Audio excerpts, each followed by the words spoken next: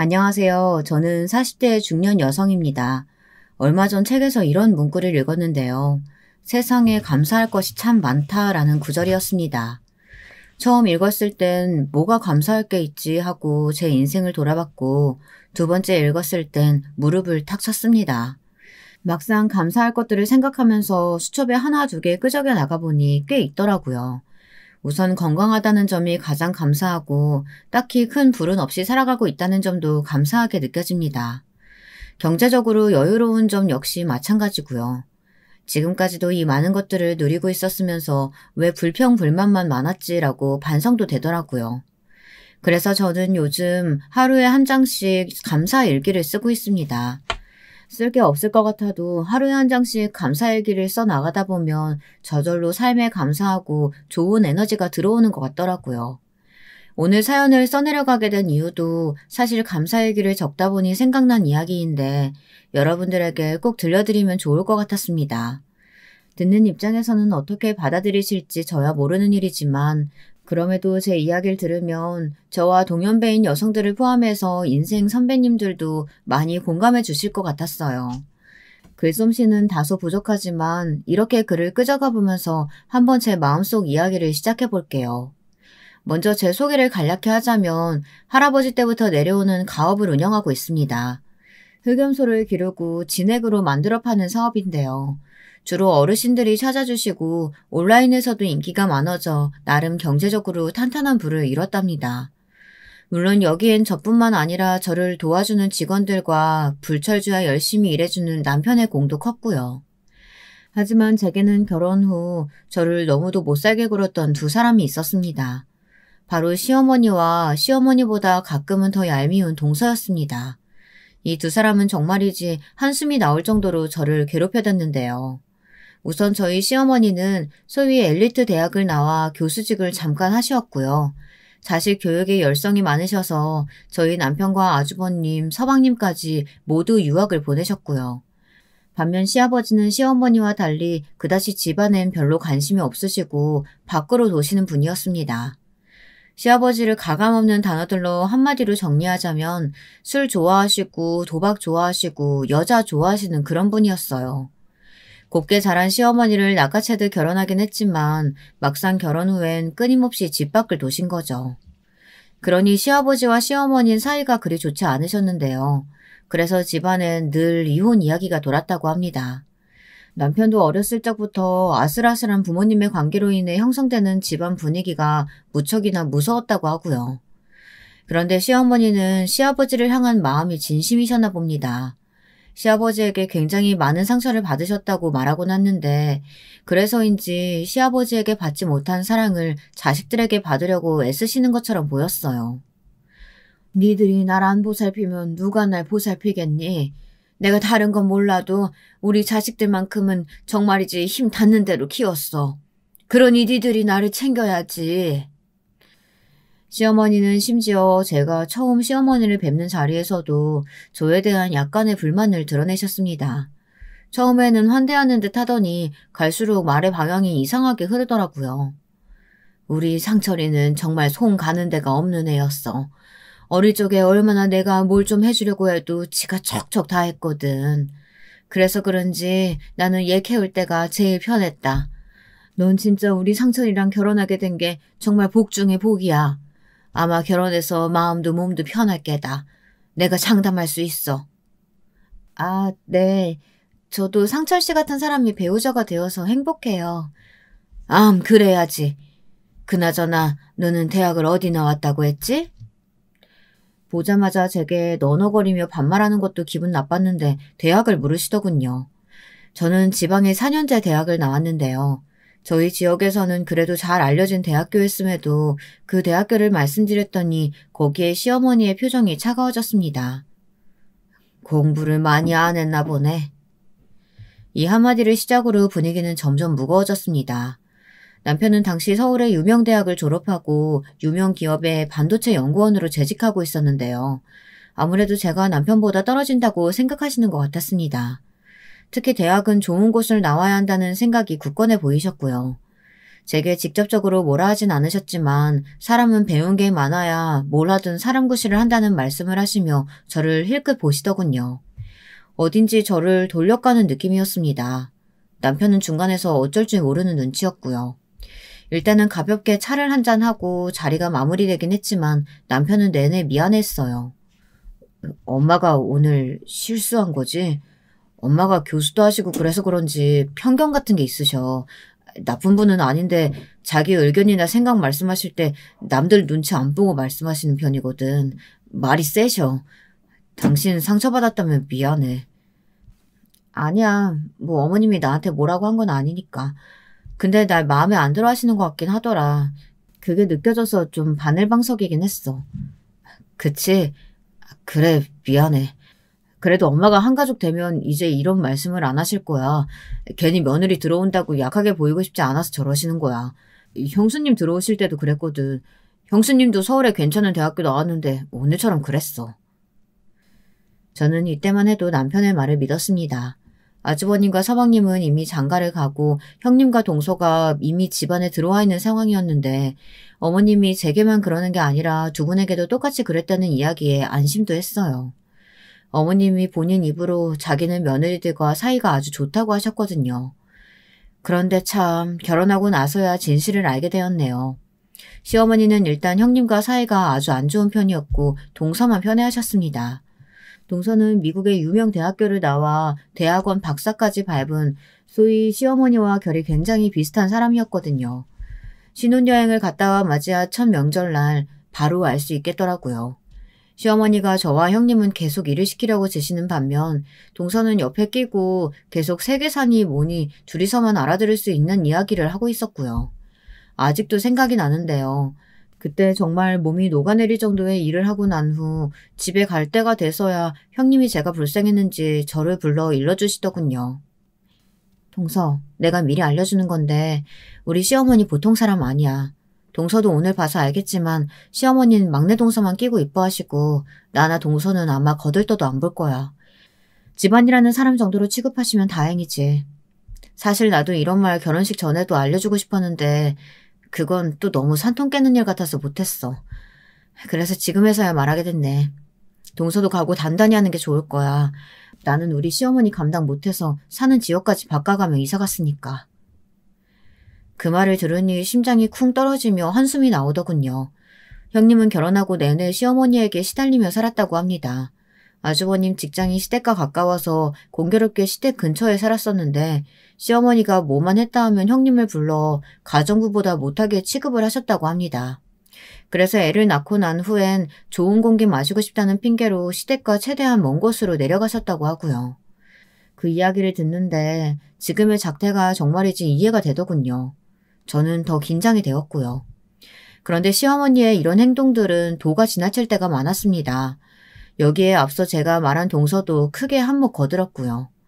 동서는 박사학위를 따고 연구교수로 재직 중이었는데요. 틈만 나면 자신의 상태를 시댁 가족들에게 말하며 축하받기를 원했습니다. 그래서 동서를 위한 파티가 자주 열렸죠. 시어머니가 대개 주관하는 것이었고요. 시어머니는 자신과 닮은 동서를 위해 출장 요리사까지 불러가며 잔치를 준비해 주었어요. 그런데 어느 날은 그 전날 밤 제게 전화를 걸어 요리사가 못 오게 되었다며 저보고 새벽부터 일찍 시댁으로 건너오라고 하더군요. 당시 시댁과 저희 집 거리가 2시간이었습니다. 새벽 6시까지 오라고 하시면 저는 새벽 3시에 일어나 준비를 해야 했어요. 솔직히 그건 무리라고 생각했어요. 하지만 일단 처음이자 마지막 부탁이라고 생각하고 들어드리자 생각해 시댁으로 넘어갔습니다. 왔냐? 어여 와서 거들어라. 세상에 내가 우리 막내 아기한테 뽀얀 국물 삼계탕 만들어주려고 잔뜩 기대하고 있었는데 출장 요리사가 갑자기 못 온다고 하지 않니? 아무튼 직업의식이 없어 다들. 에휴, 그래도 네가 있으니 다행이다. 오는데 뭐 어려움은 없었지? 시간이 좀 걸리긴 했네요, 어머님. 제가 강원도에서 오는 거다 보니까. 예, 그까짓 걸로 무슨 시간이 걸렸다고 생색을 내냐? 차 타고 왔을 거 아니야? 버스 타고 온 것도 아니고. 사실 자차를 운전해 오는 것도 피곤한 일이잖아요. 그런데도 시어머니는 저리 말씀하시더군요. 할 말이 없어졌습니다. 그리고 여기에 엎친 데 덮친 격 일이 벌어졌죠. 남편은 시어머니의 말을 듣고 저만 보내기 미안하다며 함께 시댁에 왔는데요. 주차하느라고 조금 늦게 올라온 남편이 문을 열고 들어오자 시어머니가 놀란 얼굴로 역성을 내는 겁니다. 아니 너는 왜 쟤까지 끌고 왔니? 요리하는데 남자가 뭐 필요하다고 쟤까지 꾸역꾸역 데리고 왔어. 엄마 제가 오고 싶어서 온 거예요. 주말이니까 딱히 할 일도 없고요. 저 그냥 옆에서 아무거나 할게요. 됐다. 남자가 무슨 부엌에 들어온다고? 너는 어쩜 이렇게 눈치가 없냐. 아무리 제가 따라온다고 했어도 말리고 집에 있으라고 했었어야지. 가뜩이나 출근하느라 힘든 애를 데리고 여기까지? 생각이 있는 거야 없는 거야? 어머님 저도 일하는데요. 너야 그냥 회사 다니니까 상관없다고 치지만 쟤는 다르잖니. 그냥 몸만 왔다 갔다 하는 회사 다니는 너랑 대기업 다니는 쟤랑 같냐? 순간 눈물이 고일 정도로 너무 섭섭하더라고요. 저도 모르게 격앙된 목소리로 저 역시 열심히 일하는 사람이라고 반박해버렸습니다. 어머님, 남편처럼 큰 회사가 아니더라도 저도 똑같이 출퇴근하고 열심히 일하고 있어요. 자꾸 남편만 귀하게 생각하시면서 저한테 뭐라고 하시면 섭섭하네요. 물론 아이 낳고 나서도 계속 일할지는 모르겠지만 당시 저는 솔직한 심정을 말했다고 생각했습니다. 말해야 한다고 생각했고요. 그런데 시어머니의 반응은 전보다 더 싸늘했습니다. 너 지금 나한테 말대꾸 하는 거냐? 어디서 배워먹은 버릇이야? 나는 사람 머리에 드는 게 제일 중요하다고 생각하는 사람이야. 근데 그딴 예의와 버르장머리로 말대꾸하는 며느리라면 뻔하다. 우리 집안엔 절대 못 어울리는 사람이네. 아니, 애초에 어울릴 수 없는 인간이지. 나가라! 너랑 더 얘기해서 혈압 올리고 싶지 않다. 시어머니는 화가 잔뜩 나셨는지 그 길로 꼴도 보기 싫다며 나가라고 하시더군요. 그 순간엔 저도 말로 상황을 풀어야겠다는 생각보다는 마음이 상한 나머지 저를 잡으려는 남편의 말을 무시한 채 나가버렸고요. 차에 타고 다시 집으로 돌아가는 내내 아무리 생각해봐도 제가 잘못한 걸 알 수 없었습니다. 오히려 지금까지 명절을 세면서 시어머니가 하녀처럼 저와 형님을 부리고 막내 동서만 떠받들었던 일이 다시금 생각나 더 화가 났어요. 시어머니는 집안에 좋은 물건이 들어왔다 해도 무조건 막내 동서만 챙겨주었고 심지어 김장하느라 수고했다는 명목으로 돈을 주실 때도 막내 동서에게만 2배의 돈을 챙겨주었답니다. 일일이 말하는 게 치졸하게 느껴져 그냥 그 돈을 받고도 아무 말 하지 않았을 뿐인데 어느새 제가 말하지 않은 것이 상황에 대한 묵인이 되어버렸더군요. 게다가 일이 터지고 난 후 동서에게 전화가 왔는데요. 너무 기막힌 말을 줄줄 내뱉더라고요. 형님이 심하셨어요. 왜 그러셨어요? 어머님이 아까 저한테 오셔서 얼마나 하소연하셨는지 몰라요. 눈물까지 흘리시더라고요. 형님도 아시다시피 우리 어머님, 아버님 때문에 고생 많이 하신 거 아시잖아요. 아버님 요즘도 집에 잘 안 들어오신다는데 가뜩이나 심란하신 어머니한테 그러시면 어떡해요. 동서, 상황에 대해 잘 모르면 말하지 말지. 동서는 시어머니 얘기만 일방적으로 들은 거잖아. 형님 얘기 들을 게 뭐 있어요. 솔직히 둘째 아주버님이 잘난 대학 나온 거 맞고 직장도 훌륭하신 거 맞잖아요. 형님은 염소니 뭐니 그런 거나 하고 그럼 형님이 어머님 생각해서라도 아주버님을 데려오지 마셨어야죠. 그리고 형님 혹시 저한테 질투하셨어요? 어머님이 아까 그러는데 저만 자꾸 챙기는 것도 섭섭하다고 했다면서요?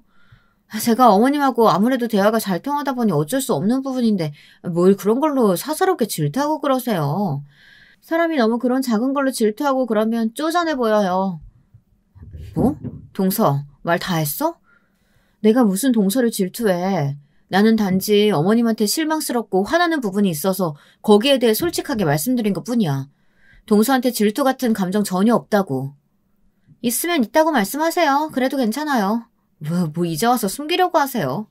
그리고 저도 말 나온 김에 솔직히 말하면 어머님은 형님들과 대화가 안 통해서 답답하다고 하세요. 정치 얘기니 국제 외교 이야기니 이런 이야기들 형님들과는 할 수가 없으니까요.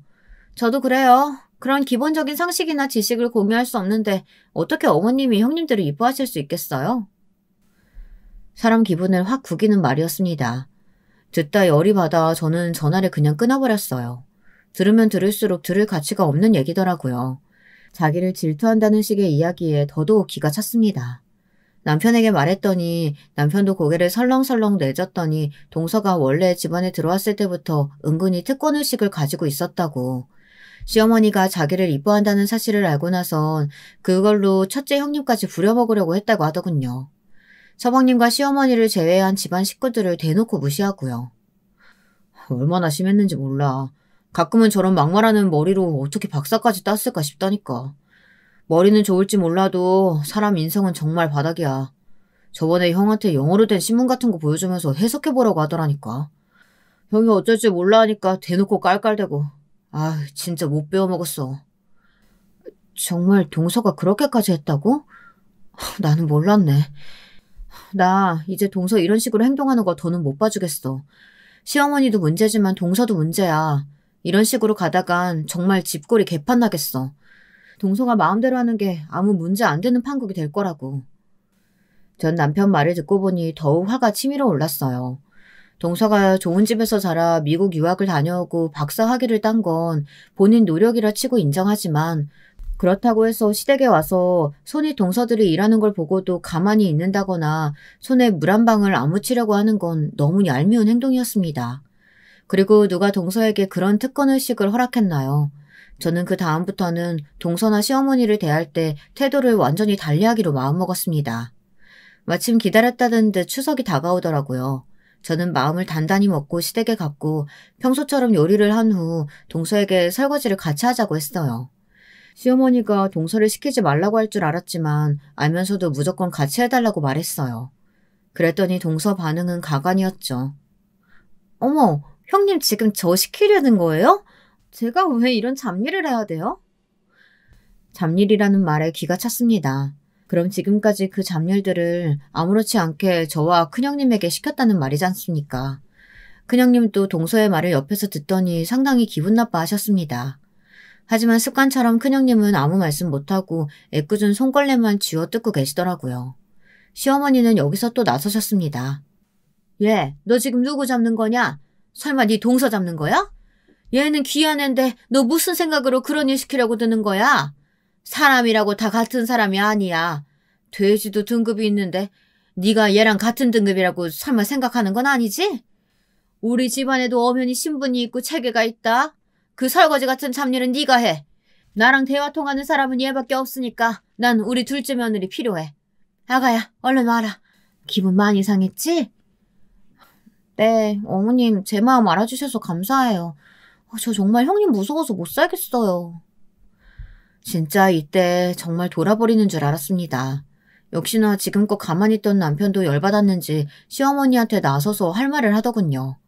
설거지하는 사람 따로 있고 어지르는 사람 따로 있냐며 지금 자기 와이프를 무시하는 거냐면서요. 그러자 시어머니는 사색이 되어서는 망치로 얼굴을 맞은 듯한 표정이 되더군요.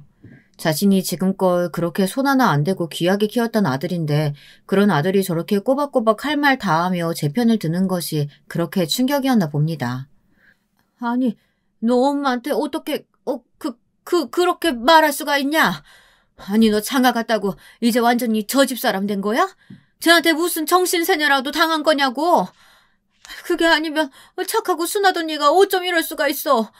남편 복도 없는 내가 자식 복까지 없을 줄이야. 시어머니의 눈물바람은 그날 밤새도록 이어졌습니다. 남편은 옆에서 쩔쩔매고 있었고요. 그 광경을 가만히 바라보고 있는데 너무 우습더라고요. 한편으로 시어머니에게 어쩌지 못하는 남편이 답답하기도 했고요. 게다가 동서는 계속해서 제 말이 너무 심하다며 시어머니한테 대든다는 식으로 거드는데 너무 꼴보기 싫더라고요. 저는 어떻게든 남편을 집으로 데려가야겠다는 생각에 일단은 남편의 팔을 붙잡고 일어섰습니다.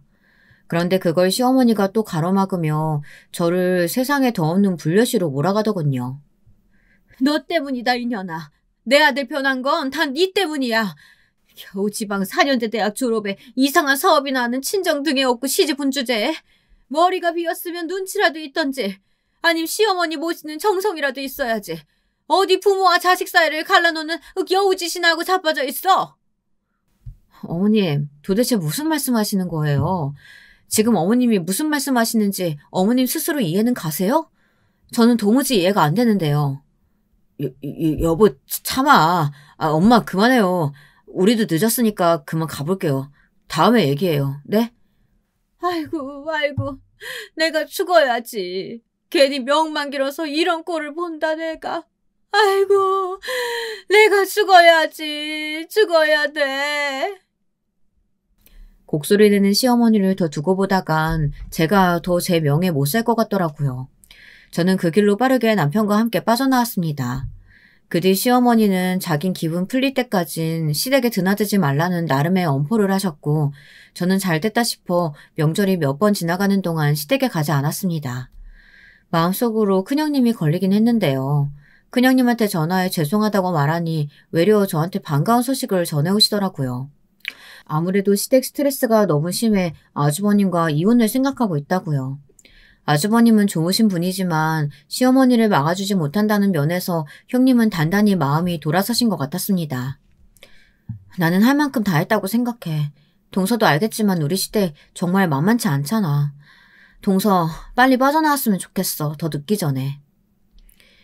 형님이 다부진 목소리로 이 말씀을 하시는데 듣는 동안 약간 기분이 묘했습니다.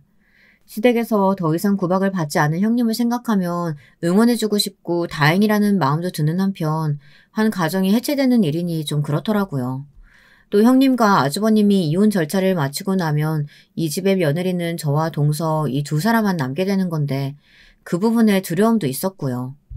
그런데 시어머니는 자신 때문에 형님이 이혼을 결심했다는 걸 아시는지 모르시는지 여전했습니다.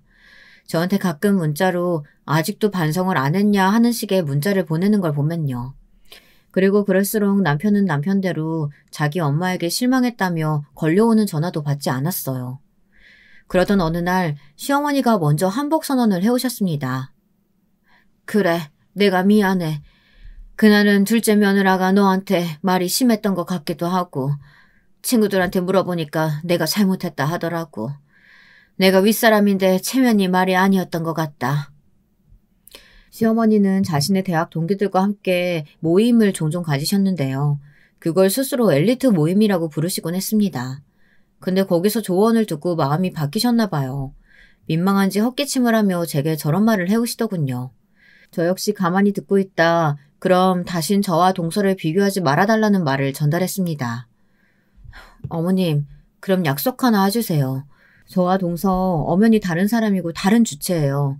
그러니 서로 감정 상할 말들 같은 건 먼저 안 꺼내주셨으면 좋겠어요.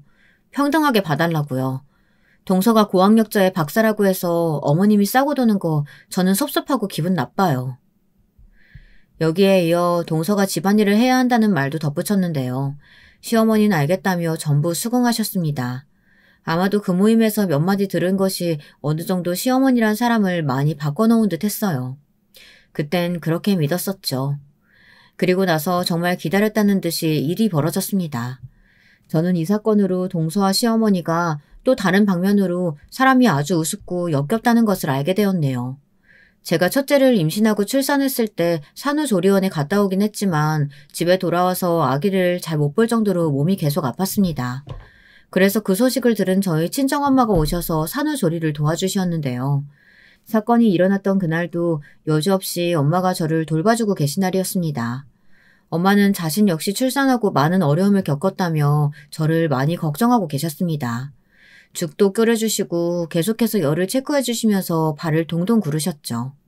또 저희 집 가업이 흑염소 진액과 건강식품을 판매하는 일이었기에 이 시기 엄마가 회사 제품들을 많이 갖다 두셨어요. 혹시나 뼈가 시리거나 아플 때 먹으라고 하면서요. 그런데 이날 연락도 없이 시어머니와 동서가 아기를 보러 온 겁니다. 저 역시 놀랐고 친정엄마도 놀라서 시어머니를 마주했습니다. 아이고 사돈 연락이라도 주셨으면 제가 뭐라도 준비할 걸 그렇네요. 저는 딸아이 좀 돌봐주고 있었어요. 그나저나 와주셔서 감사해요. 우리 애가 역시 시어머니 복이 많네요. 친정엄마는 이날 시어머니 손에 들린 영양제를 보고 그리 말씀하신 거였어요. 제가 그때까지는 엄마에게 구구절절 시어머니와 어떤 일이 있었는지 말하지 않았기에 엄마는 시어머니의 진면목을 모르고 있었죠. 아, 네. 우리 며느리 볼 겸 손주 볼 겸 왔어요. 우리 손주 어디 있어요? 그런데 시어머니는 친정엄마를 본체 만체하며 집에 들어오시더니 굳이 잠든 아기를 깨워 구태워 보시려고 하더군요. 겨우 잠든 애를 깨워 울리고 그리고는 아기가 우리 아들을 닮아 이쁘다며 남편을 닮았다는 것만 계속 강조했습니다. 사실 갓 태어난 아기가 누굴 뭐 얼마나 닮았겠어요. 그리고 우리 애는 실제로 커가면서 저를 닮았다는 말을 많이 들었거든요. 그런데도 시어머니는 마치 강박적으로 애는 무조건 남편을 닮아야 한다는 생각으로 굳이 그 말씀을 하시더라고요. 그러고서는 정말 기분 나쁜 행동을 하셨는데요. 자기가 여기까지 오느라 무릎이 많이 쑤셨으니 엄마가 저에게 주시려고 들고 온 흑염소 진액을 챙겨가야겠다는 겁니다. 그것도 한두 개가 아니고 전부요. 친정엄마가 당황해서 사돈에게는 더 넉넉한 양으로 따로 드리겠다고 말씀했지만 시어머니는 끝끝내 고집을 부리시더군요. 흑염소 진액 못 먹어 환장한 사람처럼요. 제가 지금 무릎도 쑤시고 여기저기 난리가 아니에요. 우리 며느리가 출산했다고 하니 이렇게 오긴 했지만 지금도 굉장히 아파요. 비 오는 날만 되면 말도 못한다고요. 아, 그런 어려움이 있으셨군요. 네, 그럼 드려야죠, 사돈. 엄마는 난처하신 기색이었지만 달라고 하니 어쩔 수 없이 주셨어요. 막상 아이 낳고 시달려 앓고 있는 사람은 저인데 기력 쌩쌩한 분이 와서 저렇게 실속을 챙기고 가려더니 어이가 없더라고요. 근데 시어머니가 옆에서 진액을 바리바리 챙겨가는 것을 보더니 같이 따라온 동서 역시 손을 드는 겁니다. 형님, 저도 여기 배즙 몇 개 가져가도 되죠? 제가 요즘 감기를 달고 살거든요. 날씨가 추워져서 그런지 배즙이 너무 땡기더라고요. 여기 마침 딱 있으니 너무 반갑네요. 뭐 형님 집안에서 파는 제품이니까 믿을만 하겠죠? 참고로 동서는 형식 차원에서 전달해주는 출산 선물도 사오지 않았습니다. 빈손으로 와서 배즙만 얻어가는 거였어요. 근데 시어머니가 챙겨가는 걸 보더니 자기도 욕심이 생겼나 봐요. 뻔뻔하게 저렇게 말하더군요. 저희 친정엄마는 여기서 원하면 더 주겠다고 말씀을 덧붙이셨고요. 엄마는 정이 많아 원체 남들에게 주는 걸 좋아하시는 성격이었고 그 때문에 여러 군데 봉사도 다니시는 분이었습니다. 그리고 제 시댁 식구이고 하니 저를 위해 더 챙겨주셔야겠다고 생각하신 거겠죠. 그래요, 아무렴. 가지고 가요. 우리 딸의 건 내가 뭐 내일 가지고 오면 되니까 더 필요하면 말해요. 줄게요. 정말요? 형님 어머님 너무 좋으시다. 그럼 저 한 박스만 더 부탁드려도 될까요? 저희 친정엄마도 요즘 자꾸 관절이 약해지셨다는 말씀을 하시더라고요. 그럼요, 드릴게요. 원래 나이가 들면 뼈마디도 시리고 걷는 것도 전 같지가 않아져요. 딸의 통에 가져갈 수 있게 두세 박스 갖다 놓을게요. 어머님 많이 챙겨드려요. 너무 감사해요. 형님 덕분에 이런 호사를 누리네요, 제가. 솔직히 전 친정엄마의 이런 호의를 감사하다는 말 한마디로 퉁치고는 나가버리는 동서가 너무 얄미웠습니다. 동서는 그렇게나 배즙을 많이 챙겨가면서도 저에게 따로 전화조차 하지 않았어요.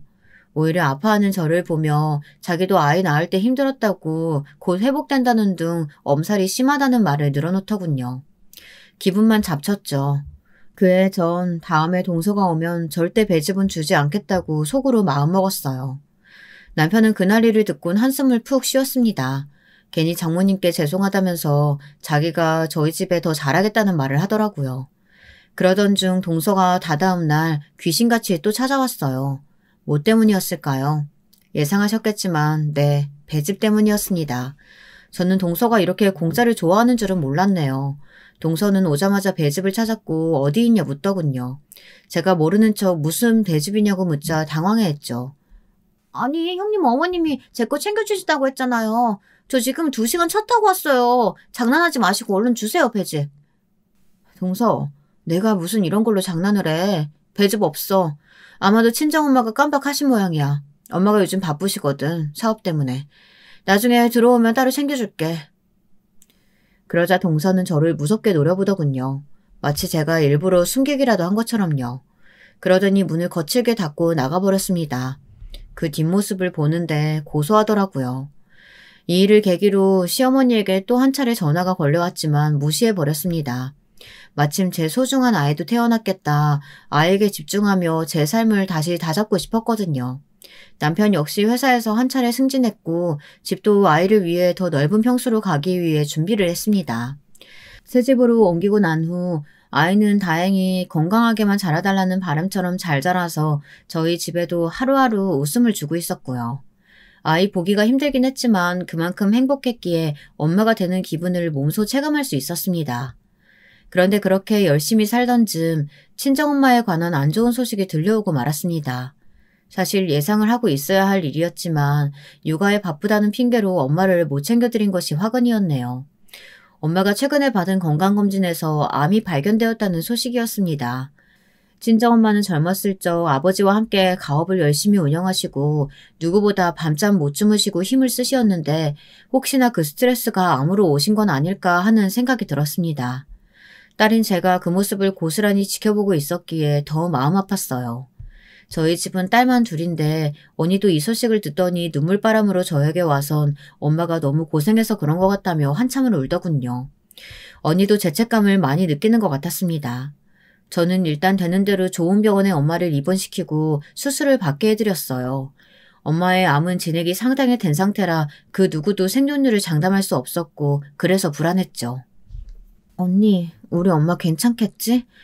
나 어제 너무 걱정돼서 한숨도 못 자고 밤새 엉엉 울었어. 정말 괜찮겠지? 그럼 당연하지, 이 기집애야. 우리 미리 사서 걱정하지 말고 옆에서 기운나는 말들만 해드리자. 엄마 강하신 분이잖아. 알겠어. 언니의 말대로 저희 친정엄마는 정말 강한 분이셨습니다. 사업이 한창 잘 되다가 살짝 미끄러져 갈 위기에 처했을 때도 저희 엄마만이 덤덤하게 상황을 헤아리고 해결해 나가셨죠. 엄마가 없었다면 저희 집 가업도 함께 위기였을 것이고 종래는 무너졌을지도 모릅니다. 그런 엄마이니 저는 부디 얼른 쾌유하길, 엄마가 다시 건강한 모습으로 돌아오길 바라고 바라며 옆에서 지극정성 간호를 했어요. 그러면서 이때 아이를 돌보는 건 남편이 많이 도와주었는데요. 남편은 당시 이직을 준비 중이라 집에서 쉬고 있었어요. 엄마가 아프다고 하자 자신이 그럼 아이를 볼 테니 신경 쓰지 말고 엄마 병간호에 집중하라고 하더군요. 이 시기 전 남편이 정말 든든했습니다. 그리고 남편의 말대로 아이는 걱정하지 않으며 엄마에게만 신경 쓸 수 있었죠. 엄마는 자신 때문에 아이를 혼자 두는 것 아니냐며 걱정하셨어요. 아이고, 나 때문에 너 괜히 여기 와서 생고생하고 있는 거 아냐? 나 아픈 게 뭐 대수라고 여기까지 와서 병간호를 하고 있어. 참. 엄마는 내 산후조리도 해주고 나 힘들 때 옆에서 가장 많이 챙겨주고 돌봐준 사람이잖아. 근데 내가 엄마한테 이 정도도 못해줘? 당연한 거 하는 거니까 그런 걱정이랑 말고 좋은 생각만 해. 나을 생각 같은 거. 알겠지? 그리고 남편이 아이는 집에서 많이 챙겨주고 있어. 그래? 아이고, 우리 사위 든든하네, 든든해. 내가 낳으면 정말 크게 감사 표시라도 해야겠다. 친정엄마는 아프신 와중에도 남편이 기특하다며 고마워하셨어요. 꼭 나와서 밥이라도 사주고 싶다고 그런 말씀을 하셨죠. 저희 가족이 모두 한데 모여 기도를 한 덕분인지 생존율이 낮던 엄마의 암은 점점 치유가 되기 시작했습니다.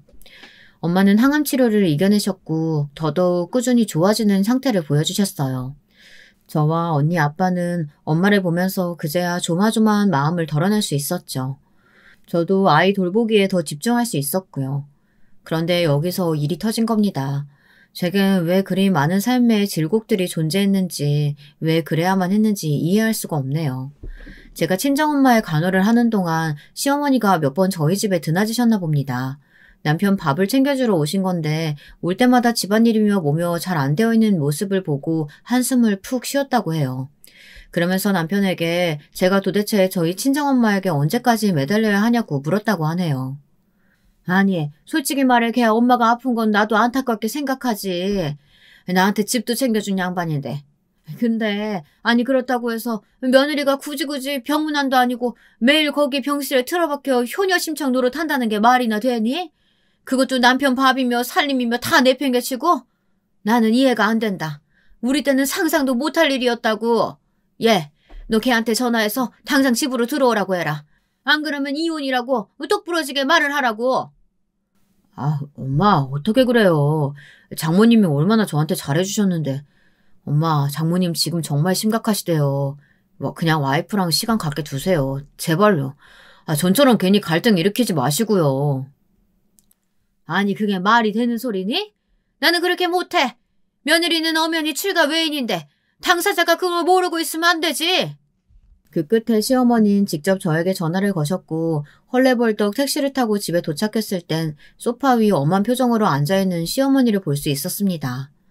낮이었던지라 아이는 학교에 갔고 남편은 없었네요. 어머님, 무슨 일 있으세요? 너, 네 엄마 병수발 얼마나 또 할 거니? 네? 얼마나 더 할 거라뇨? 엄마 나으시기 전까지는 저랑 언니가 번갈아 가며 할 생각인데요. 뭐? 아니, 넌 그럼 자식이고 남편이고 다 내팽개치고 거기에만 매달릴 작정이라고? 네가 정신이 있는 애야 없는 애야? 막말로 네 엄마가 살아있을 거란 보장도 없는데 못하러 그러냐고? 소득 없는 짓 그만하고 집에 그만 들어와 앉아라. 다시 내 아들 밥도 잘 챙기고 아내인 네 노릇을 하란 말이야. 시어머니의 막말은 충분히 지금까지 들었다고 생각했지만 이건 정말 도가 지나쳤습니다. 저는 더 이상 참을 수 없었고 여기서 소리를 지르고 말았습니다. 얼마나 화가 났는지 말 한마디 한마디 뱉으면서 목소리가 저절로 떨리더라고요. 뭐라고 했어요? 다시 말해보세요. 우리 엄마가 어떻게 될 거라고요? 말이면 단줄 아세요? 뱉으면 말인 줄 아시냐고요. 박사시고 교수시면 뭐하나요? 이렇게 무식한 소리만 하시는데 그것도 손윗 사람이. 뭐? 이게 지금 어디서? 시어머니는 분에 못 이기는 표정으로 절 보다 손을 들었죠. 그 손으로 제 뺨을 철썩 쳤고요. 저도 여기서 가만히 있고 싶지 않아 뺨을 맞자마자 바로 경찰에 신고하겠다고 나섰고 집안은 거의 완전히 개판이 되었습니다.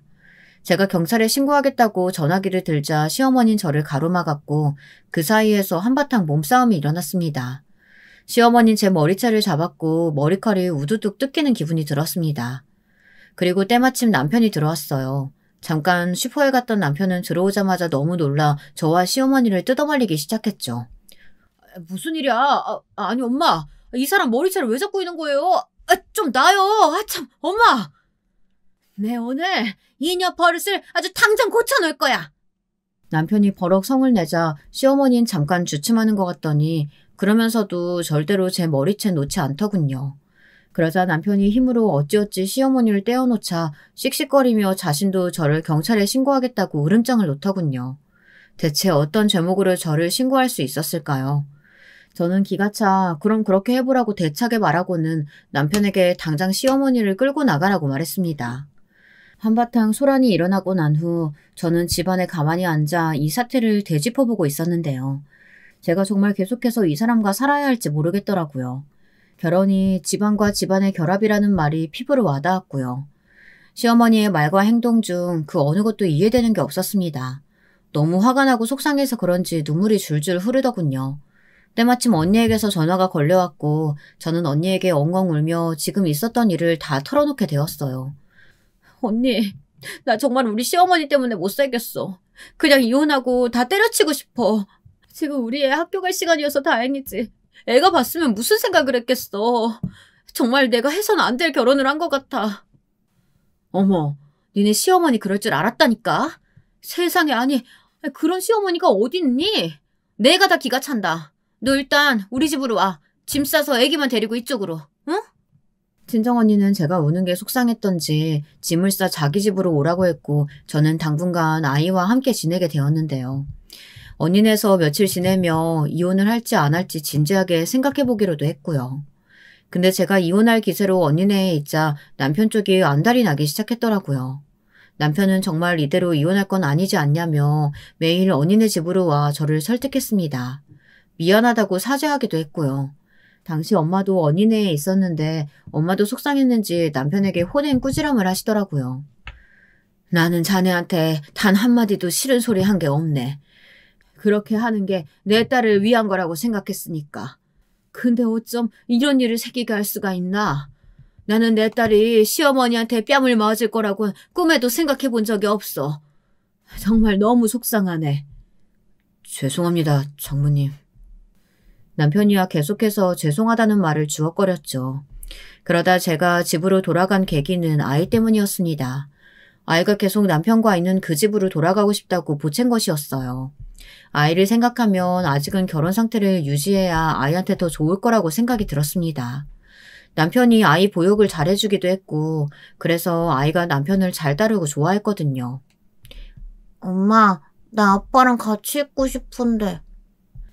라는 말을 하루에도 12번씩 하니 머리가 깨질 듯 아프다가도 마음이 다시 결혼을 유지하는 쪽으로 기울어져 버렸어요. 대신 남편에게 약속을 받아내야 했죠. 당신 그럼 나랑 약속 하나 하자. 당신도 나도 우리 섬으로 내려가. 어머님 함부로 우리 집 못 내려오시게 먼 곳으로 가자. 당신 예전부터 제주도에 살고 싶어 했잖아. 나도 그렇고. 우리 거기서 자리 잡고 살아보자. 제주도? 제주도면 너무 멀지 않아? 우리 먹고 살기에도.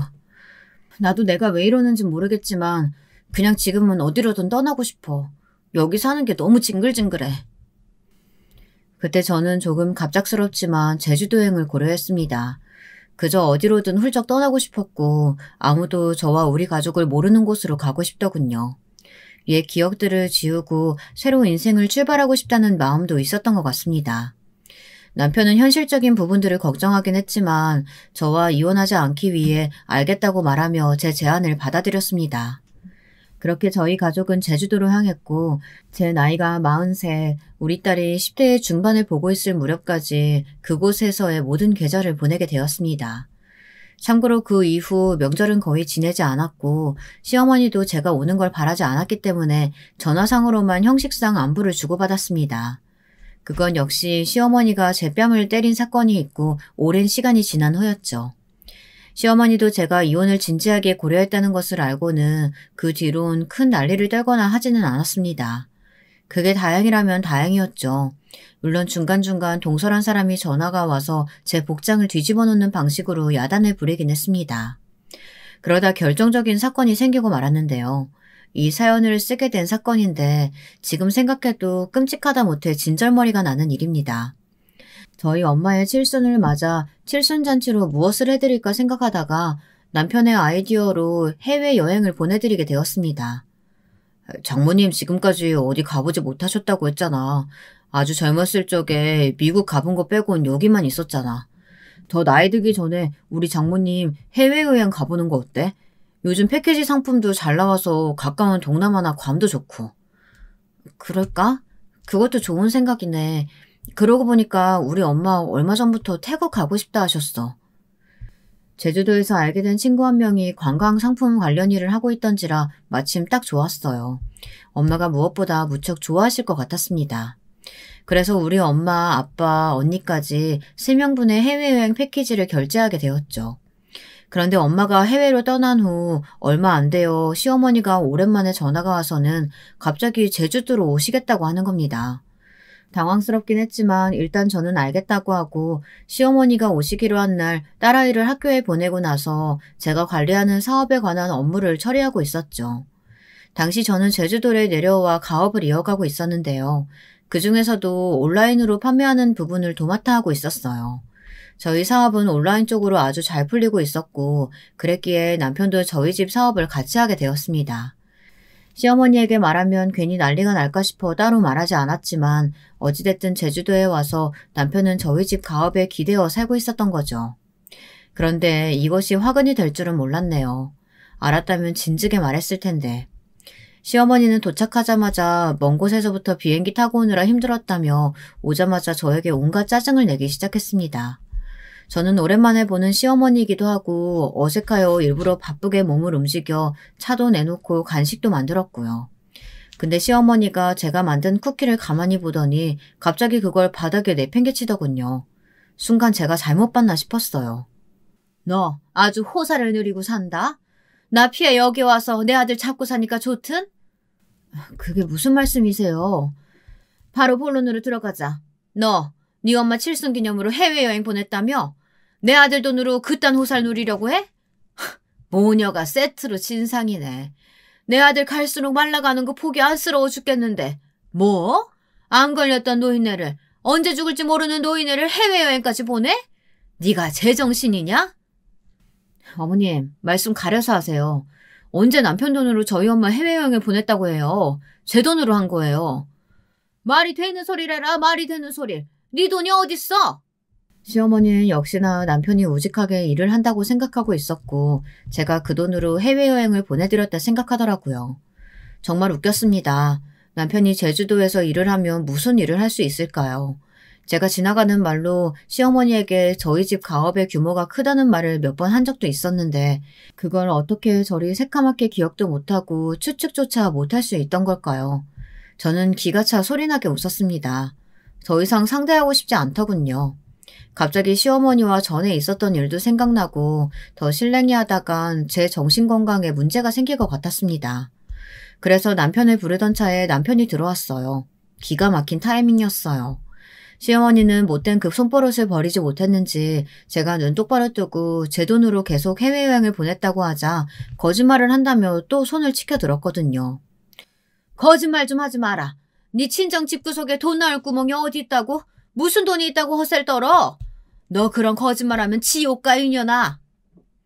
시어머니는 거짓말을 한다는 요량으로 제 뺨에 손을 또 올렸습니다. 이것으로 두 번째였습니다. 저는 더 봐줄 의향이 없었어요. 그래서 저 역시 손을 들었고 이때 남편이 들어왔습니다. 엄마, 그러지 좀 마 제발. 나 와이프 도움받아 사는 거란 말이야. 아니, 우리 아들 그게 무슨 말이야? 나 우리 와이프 가업하는 거 돕고 있다고. 그게 우리 집 유일한 생계 구멍인데 엄마 자꾸 왜 이러는 거야? 정말 아들 이혼시키고 싶어 환장했어? 남편의 폭로에 시어머니 얼굴은 보기 좋게 시퍼래졌습니다. 믿기지 않는지 정말이냐고 계속 되묻더라고요. 그 얼떨떨한 얼굴이 참으로 보기 좋았습니다. 남편은 나중엔 말을 하다 울면서 제발 그만 좀 하라고 애원조로 말했습니다. 엄마가 자기 결혼 생활을 망치고 있다고 그런 식으로 모자 관계를 이어가야 한다면 자기는 엄마와 연을 끊고 편하게 살고 싶다는 말까지 하더라고요. 남편의 진심이 묻어나오는 말에 저 또한 울컥했습니다. 남편 역시 그간 자기 엄마 때문에 꽤나 스트레스가 심했던 모양이었습니다. 남편이 그런 말까지 내뱉고 나니 순식간에 분위기는 차분해졌어요. 시어머니는 잠깐 골똘히 뭔가를 생각하는 표정이더니 다리가 휘청인다며 잠깐 소파에 앉았어요. 그러고선 처량하게 저를 올려다보는데 하고 싶은 말이 엿보였습니다. 애미야, 내가 많이 너를 못살게 굴었지? 그래, 내가 잘못이다.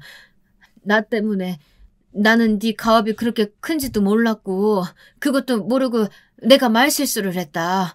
아주 큰 실수를 해서 미안하다. 시어머니는 그 한마디를 남기곤 똑같이 처량하게 일어나 비틀거리며 집 밖으로 나갔습니다. 솔직히 마음 같아서는 뒤돌아가는 시어머니 뒷모습에 침이라도 뱉어주고 싶었지만 그러진 않았습니다. 다만 시어머니가 걸어오는 전화엔 다소 확실한 태도로 차단해버렸어요.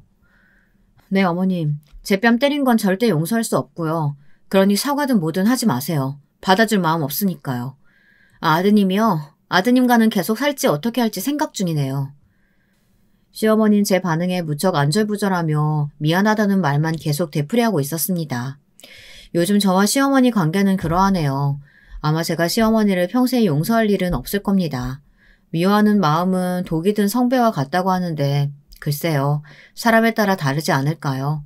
남편은 시어머니와 평생 안 보고 살겠다 했고 저는 그 말을 떠나 남편과 앞으로 어떻게 할지 이혼을 할지 말지 생각 중입니다. 여러분은 어떻게 생각하시나요? 안녕하세요. 벌써 내년이면 제 나이도 74시 되네요. 언제 이렇게까지 살아올 줄 알았겠어요. 다들 그렇지 않나요? 바쁘게 자식 키우면서 살다 보니 그냥 훌쩍 그렇게 나이를 먹게 된 듯하여 생각이 늘상 많아지는 것 같아요. 그런데 제가 지금부터 하는 얘기는 왠지 좀 두렵게 느껴지기도 합니다. 지금 절 괴롭히는 것은 자식이고 결국 자식 욕을 하려면 부모인 저부터가 제 얼굴에 침 뱉기가 아니겠어요. 그래서 몇 번이나 망설였지만 달리 방도가 없어요. 좋은 말도 위로하는 말도 딱히 기대하진 않을 테니 그냥 들어만 주세요. 저에겐 아들 셋이 있고 애들 성격이 참 각각 달라요. 한 배에서 나온 자식들끼리 어쩜 이렇게 다른 건지 맨날 신기하다는 생각만 들었어요. 그런데 보통은 거의 장남이 집안 재산이라고들 하잖아요. 엄마 말 잘 듣고 효자고 이런 말들이 따라가게 되는데 전 이것까진 바라지도 않았습니다. 그런데 난생 처음 낳아본 내 아이가 이렇게 우유부단하고 제 속을 썩일 줄 몰랐어요. 우리 남편은 군인 출신이라서 꽤 성격도 거칠고 센 편인데 이 녀석은 절 닮은 건지 맨날 제 치마 꽁무니에만 매달려서 답답하게 하더라고요. 솔직히 7, 8살 무렵에는 애들은 다 그런 줄 알았습니다. 엄마, 나 화장실 가도 돼? 화장실 갔다 오고 싶은데 엄마가 허락해줘야 갔다 올래. 빨리 말해줘. 화장실 가봐라. 이런 걸 답답하게 묻고 있는 아들이 이해가 안 돼서 당시에 저도 달래기도 하고 야단도 치면서 말했어요. 상훈아, 그런 걸 뭐 엄마한테 일일이 물어. 너 엄마가 가지 말라고 하면 안 갈 거야? 그러지 말고 그냥 편하게 갔다 오라고. 그러면 애가 삐져서는 아주 묘하게 구는 거예요. 입은 대빨 나와가지고 다리를 오므리고 서서는 아주 꾸질하게 비비 꼬고 있더라고요. 딱 봐도 이건 소변을 참는 거잖아요. 그러니 저도 다시 어르고 달래면서 그냥 다녀와라 했었는데요. 나중에는 글쎄 급기야 학교에 다니게 되어선 사고를 치고 말았답니다. 당시 얘네반 선생님이 저한테 전화를 해서는 얼마나 호되게 야단을 쳤는지 몰라요. 어머니, 상훈이 벌써 2학년인데도 화장실 하나 갈 줄 몰라서 맨날 저한테 물어봐요. 아침에 친구랑 장난치는 걸 제가 좀 야단쳤더니 이번에는 안 가고 꾹꾹 참은 거 있죠. 수업 시간에 얼굴이 시뻘개지면서 애가 막 눈물이 그렁그렁 하길래 전 큰일이라도 난 줄 알았어요. 그런데 글쎄 그 자리에서 소변을 지리지 뭐예요? 상훈이는 학기 초부터 지금까지 계속 저한테 화장실 가도 되냐 마냐 묻고 제가 바빠서 대답할 틈이 없거나 뭐 일이라도 생기면 저렇게 참는다니까요? 선생님은 엄청 흥분하셔서는 이거 치우느라고 얼마나 힘들었는 줄 아냐며 화를 내시더군요. 저는 갈아입을 옷을 갖고 와서는 고개도 못 들고 그냥 그렇게 야단을 맞고 있었어요. 아무리 봐도 아들의 이런 모습이 이해 안 가니 주변 학교 엄마들한테 소개를 받아가지고 어디 상담도 다니고 그랬어요. 한약도 먹여보고, 그때는 뭐 심리치료나 그런 게 없었잖아요. 그러니 그냥 병원 가서 넋두리를 하며 털어도 보고 큰 병원 가서 검사도 해보고 하여튼 그랬답니다. 헌데 한 가지 이때 저를 방해하는 게 있었으니 바로 남편이었어요. 사내 자식이 말이야. 아니 대체 왜 저렇게 찌질하게 구는 거야 저 녀석은. 아직까지도 화장실 못 가고 저렇게 지리고 다니고 툭하면 지 엄마 폭에 매달려서는 저건 남자로 태어나면 안 됐어. 기집애로 태어났었어야지.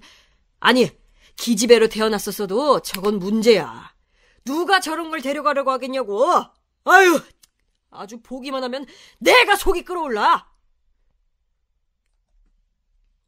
이렇게 보시는 대로 우리 남편은 본인이 느끼는 바를 그대로 아들 앞에서 표출해버렸답니다. 큰아들은 크게 사고를 치는 건 아니어도 자잘하게 우리를 신경 쓰게 하는 게 많은 아들이긴 했어요. 근데 또 그만큼 세심하고 아주 예민하게 반응하는 애라 저런 소리를 지 아빠한테 듣고 나면 애가 잠을 못 자는 거예요. 그러면 밤새 또 뒤척거리면서 화장실을 가도 되냐 어쩌냐 하면서 저를 슬그머니 깨우고 아주 미쳐버리겠는 거예요. 상훈이 너 제발 그만하고 그냥 갔다 와. 한 번만 더 엄마 깨우면 엄마 가만 안 있어. 회초리로 때릴 거야. 이때는 저도 낮에 애 문제로 남편이랑 싸운 데다가 한창 뛰노는 아들들 돌보느라 지쳐 있었어요. 겨우 잠든 저를 그 새벽에 또 깨워가지고 묻고 있는 아들놈을 보니까 부하가 치밀었던 거고요. 그러면 이 녀석은 또 이불에 소변을 지리는 것을 반복하면서 그 새벽에 전 이불 빨래를 해야 되었고 정말 지옥 같은 저학년 시절이 지나갔답니다. 그러는 사이 이 녀석이 지 학교 안에서 사회성이란 게 있을 리가 없었어요. 정말 큰아들만 생각하면 이때 걷다가도 부하가 치밀고 눈물이 났던 게 자식이 셋이 있건 100명이 있건 이렇게 신경 쓰게 만드는 녀석이 한 명이라도 있으면 힘들잖아요. 그래도 내 새끼니 어떻게 할 수도 없고 방법을 아무리 찾아봐도 찾지 못한 채로 그렇게 세월만 지나갔답니다. 그나마 6학년쯤 되니 그제서 어느새 정말 소리 소문 없이 지가 알아서 화장실을 찾아다녔던 것 같아요. 그리고 성적은 나쁘지 않은 편이어서 중간 정도는 갔는데 이때부터 절 괴롭게 하는 또 다른 문제가 발생하고 말았답니다. 설마 하고 우려했던 일이 터지고 만 거예요. 엄마, 나 학교 가기 싫어. 우리 반에 일진 애가 있는데 걔가 자꾸 나를 괴롭혀. 무서워. 이제 학교 안 갈래. 정말 이게 뭔 말인지 저는 일진이니 뭐니 하는 말 뜻도 그때 잘 몰랐어요. 어쨌건 누가 자꾸 자기를 괴롭힌다고 그러고 힘들다고 하니 너무 괴롭더라고요. 딱히 어딜 얻어맞은 건 아니지만 아들이 그 녀석들한테 들은 말은 요즘 말로 언어폭력이었어요. 나보고 친구도 없고 오줌 싸개라고 막 욕하는 거야. 걔 주변에 다른 애들도 같이 나를 무시하고 놀려. 너무 창피해서 학교 다니기 싫어. 나보고 얼굴 꼴도 보기 싫다고 이제 학교 나오지 말래. 이 말을 들으니까 진짜 하늘이 무너지는 느낌이 들었답니다.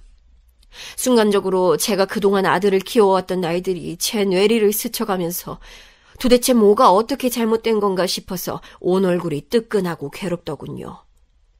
아무리 제 속을 썩이고 힘들게 했다지만 그래도 내 배에서 나온 자식이고 소중한 아이인데 얘를 갖다가 그렇게 못된 녀석들이 괴롭히고 말을 함부로 한다니요. 지들이 뭔데 내 애한테 저딴 말을 하는 건지 정말 참을 수가 없었어요. 부글거리는 상태로 내내 잠을 못 자고 뒤척거리다가 다음날 애를 학교에 어거지로 끌고 가면서 그 녀석을 찾아냈답니다. 너 말이야, 네가 우리 상훈이한테 그랬어? 학교 오지 말라고? 네가 뭔데 그래? 니네 엄마 어디 계셔? 엄마 얼굴 좀 보자. 엄마 당장 오시라고 해! 그러자 이 녀석은 진짜 애가 아니라 웬 음흉한 애어른 같은 인간이 그 안에 들어가 있는 건지 희죽희죽 낄낄거리면서 저를 비웃더라고요. 뭐예요, 아줌마? 저리 나와요. 아줌마가 뭔데 우리 엄마를 오라가라요. 우리 엄마 와봤자 아줌마 못 이겨요. 나대지 말고 저리 비켜요. 이러면서 진짜 드럼통 같은 몸을 한 녀석이 저를 훅 밀고 가버리는데 이거 애인데도 제가 밀릴 분위기더라고요. 이런 녀석한테 우리 애가 한창 눈치를 봤으니 얼마나 힘들었을지 상상도 안 됐어요. 결국 이 일은 학교 폭력으로 해서 아주 지루하고 고루하게 이어졌지만 학교 쪽은 저희 편이 아니더라고요. 제대로 사과도 못 받고 돌아오는 길 저는 꺼이꺼이 차 안에서 울고 남편 역시 복잡한 얼굴로 아무 말도 안 하고 그냥 운전대만 잡던 모습이 생각나요. 전학시키는 것도 말이 쉽지 같은 학교에 4학년, 2학년으로 얘 동생들이 다니고 있었단 말이에요. 그런데 잘만 다니고 있던 저 애들까지 학교를 옮기려니 너무 힘들더군요. 그런데 갑자기 남편이 생뚱맞은 얘기를 꺼내는 거예요. 더 생각할 것도 없어. 상훈이 녀석 학교 다니지 말라고 해. 검정고시 같은 거 있잖아. 저 녀석 내가 볼 때 이미 답은 나와 있어. 전학을 시켜도 될 게 아니고 저러고 곧 중학교 가면 이제 그땐 본격적으로 처맞고 다니기 시작할 거야. 남자들 세계는 그렇다니까. 당신 그 꼴 보기 싫으면 지금 빨리 머리 회전시켜 놓는 게 좋아. 야, 이 말을 들었을 때 전 정말 머리에 천둥번개가 치는 듯 했어요. 겨우 지 또래처럼 사람 구실을 하는 듯 하더니 그 또래들 사이에서 만들어지는 인간관계란 절대 무시할 수 없는 것이더라고요. 아무리 부모가 이래저래 노력해서 또래들 틈으로 밀어놓아도 본인이 의지가 없고 눈치 보며 우물쭈물거리면 금방 그 사이에서 도태되고 마는 거예요. 몇 번을 생각해도 거친 남자들 세계에서 살고 있는 남편 말이 그닥 틀리지 않은 듯했고 일단 큰아들 본인의 생각도 비슷했어요. 엄마, 나 학교 안 다니고 싶어. 걔네 무서워. 걔네 중학교에도 아는 형들 있다고 했단 말이야. 나 그냥 학교 자체가 싫어, 엄마. 제발 내 말 좀 들어줘. 이렇게 아들이 절 잡고 졸라대기 시작하는데 이때 제가 뭐 그리 냉정하고 현명한 판단을 할 수 있었겠어요. 사실 판단이라는 건 다 지나고 나서야 그게 맞았다거나 아니라는 걸 알 수 있는 거잖아요. 당시 뉴스에서는 또래 아이들 왕따로 인해서 아주 끔찍한 상황을 겪은 한 가정의 내용도 보도되었고, 결국 그렇게 아들은 학교를 어찌저찌 제가 함께 가면서 겨우 졸업을 하게 되었어요. 하지만 중학교는 가지 않고 고등학교까지 검정고시를 치게 되었답니다. 밑에 아들 둘도 있는데 큰아들을 데리고 씨름을 해가며 공부도 신경 써야 하니 정말 죽겠더라고요. 나름 또 친구는 만들어주고 싶어서 큰 대형 학원으로 데리고 다니기도 하고 지 친척 형들이랑도 만나게 해주고 애를 썼어요. 저는 정말 자신할 수 있어요. 제가 할 수 있는 한 제 자리 안에서는 최선을 다했단 말이에요.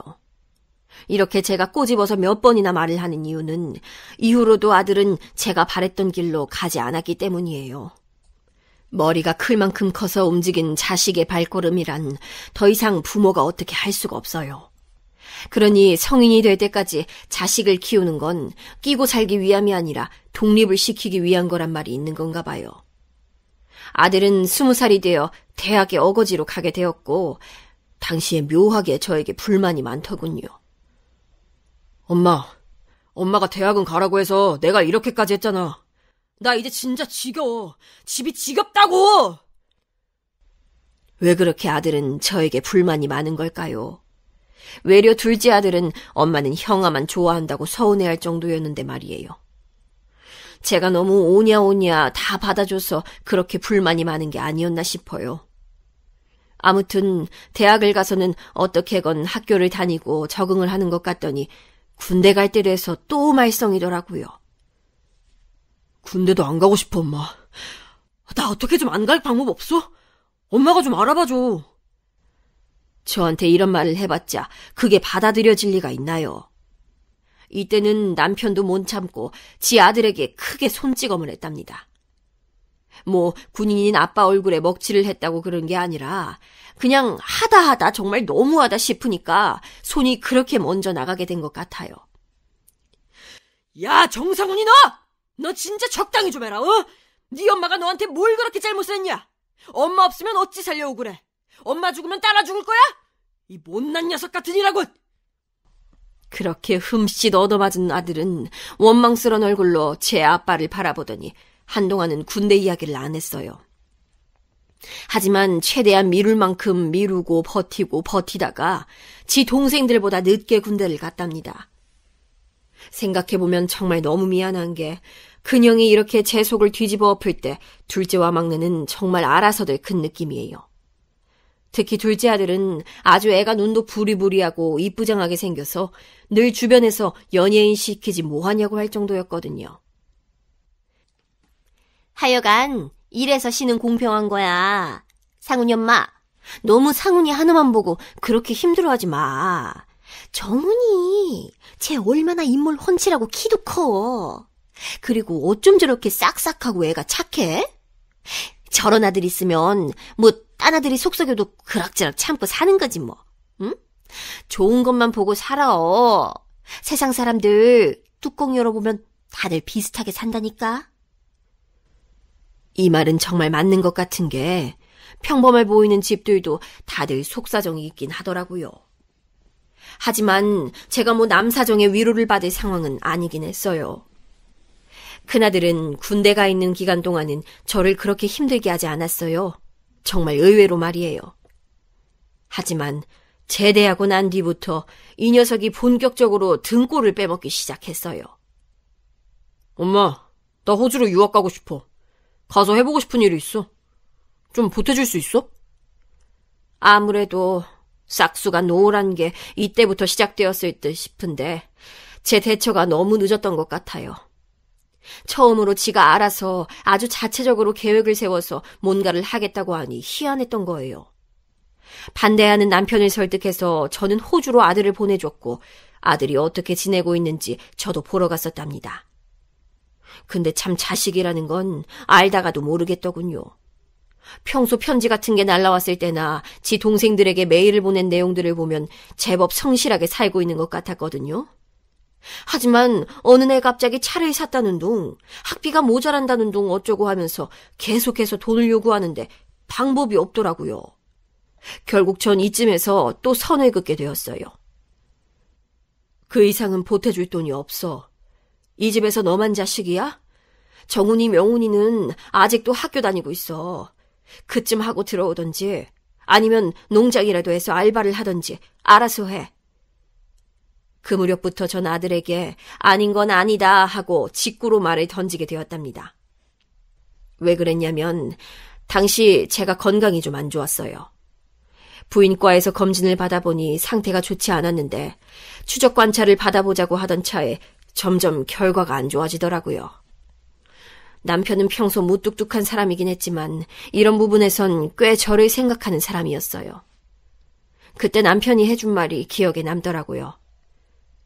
이제 좀 당신을 생각하면서 살아. 상훈이 저러다가 굶어 죽어도 할 말 없지 뭐. 당신이 얼마나 그동안 제 공문이를 따라다녔어. 나이 30이 되도록 엄마가 품고 낳아주고 키워주고 뒤치다꺼리 했으면 된 거야. 그 다음은 저 녀석 몫으로 그만 공을 넘기라고. 이제 당신만 생각해. 당신이 아프고 어쩌고 그러면 결국 그것도 부모 노릇 잘못하는 거야.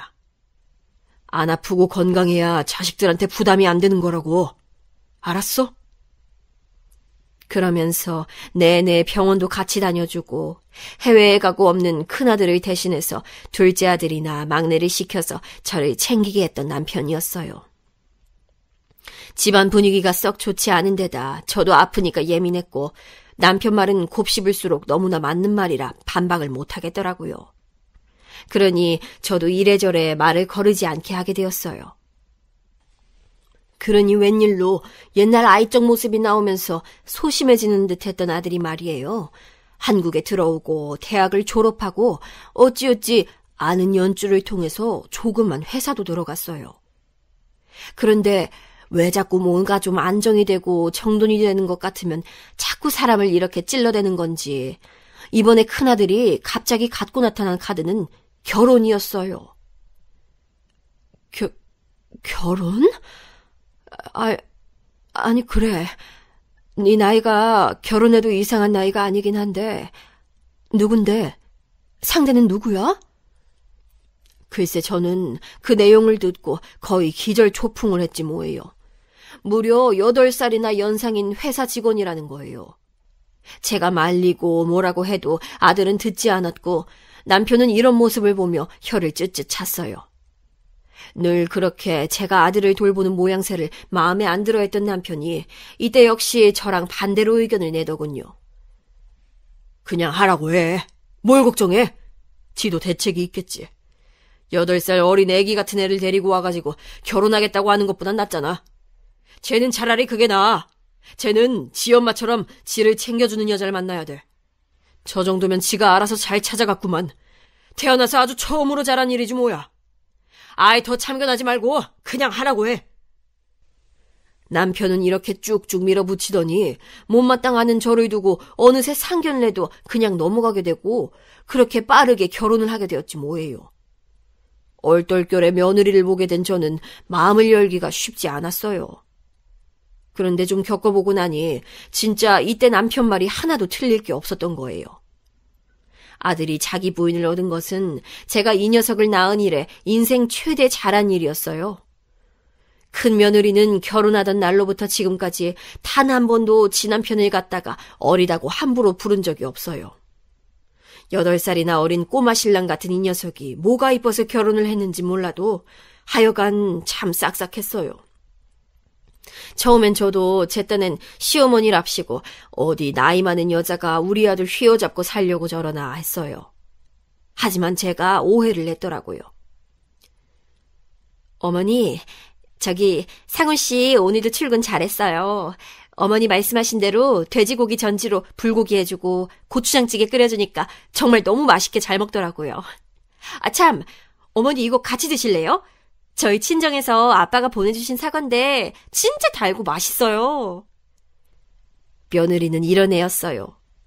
아들들 틈에 살아서 군인인 남편과 살며 이미 여성성이란 건 거의 다 잃다시피 한 저에게 아주 싹싹하고 달큰하게 다가오는 애였답니다. 이상하게도 저는 얘랑 있으면 아주 묘하게 마음이 편하더군요. 그렇게 2년하고도 3년 정도 지났을까요? 이때가 참 우리 집에서 별일 없이 흘러가던 평화로운 시기였어요. 큰아들이 장가를 갈 거란 생각도 못했는데 갔고, 가서는 막상 제 예상과 달리 너무 잘 지냈다는 거예요.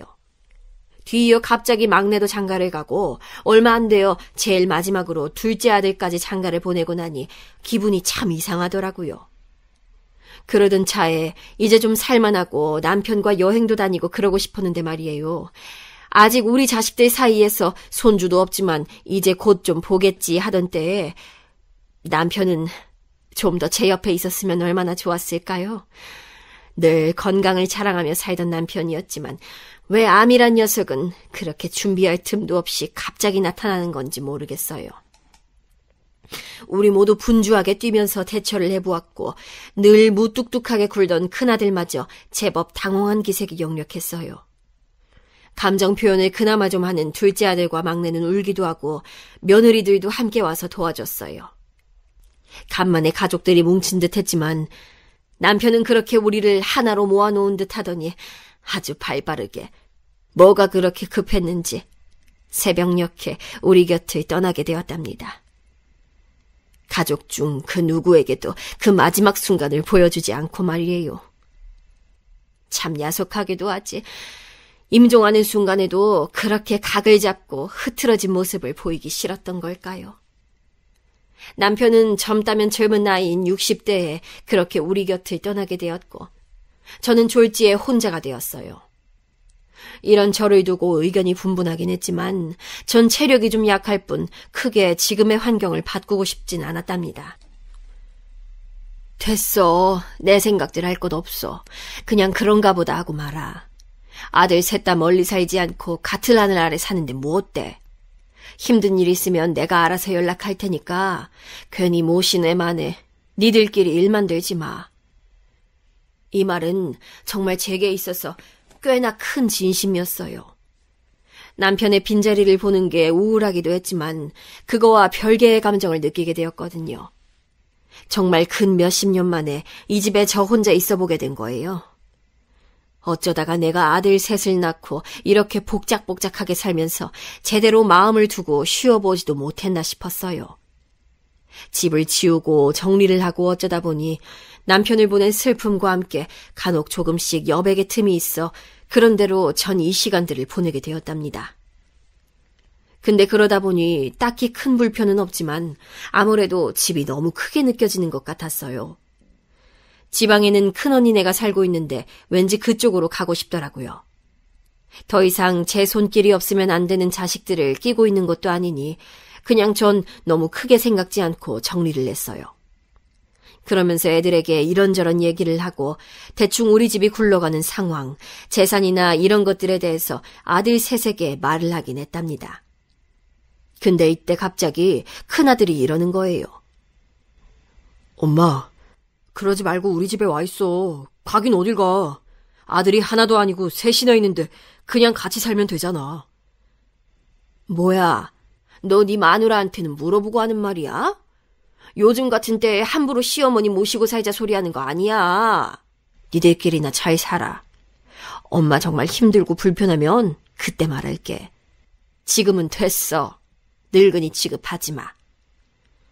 그러면서 저는 그냥 넘겨버렸어요. 한편으론 이런 소리도 할 줄 아는구나 싶어서 기특하기도 했는데 제가 지방에 내려온 지 얼마 안 되어 아주 뒤통수를 세게 내리치듯 사고를 쳐버렸어요. 엄마 그게 수중에 돈 얼마 없어? 내가 사업을 했는데 말이야. 아니 이것만 매달린 건 아니야. 엄마 나 회사 잘 다니고 있는 거 알지? 그거 다니면서 부업으로 한 거라고. 근데 돈이 좀 필요해서 엄마한텐 얘기 안 하고 내가 대출을 받았거든. 근데 아무튼 지금 좀 상황이 꼬였어. 내가 오래 안 넘기고 갚을게 엄마. 좀 도와줄 수 있어? 이렇게 말하면서 뭔 말 같지도 않은 금액을 말하는 거예요. 당연히 전 거절을 해버렸지만 이 녀석과 같이 살고 있는 며느리가 순간적으로 신경이 쓰이더라고요. 아무리 봐도 그간 봐온 며느리의 인상은 적어도 이 녀석보다는 됨됨이가 나았으니까 말이에요. 괜히 이 녀석 때문에 마음고생하고 있는 건 아닌가 싶어 신경이 쓰이더라고요. 얘, 상훈이 녀석 사업한다고 빚을 얻었다면서 내가 진짜 너 볼 면목이 없다. 너는 대체 얘가 뭐가 좋다고 같이 사니? 내가 진짜 너한테 다 미안해 죽겠다, 정말.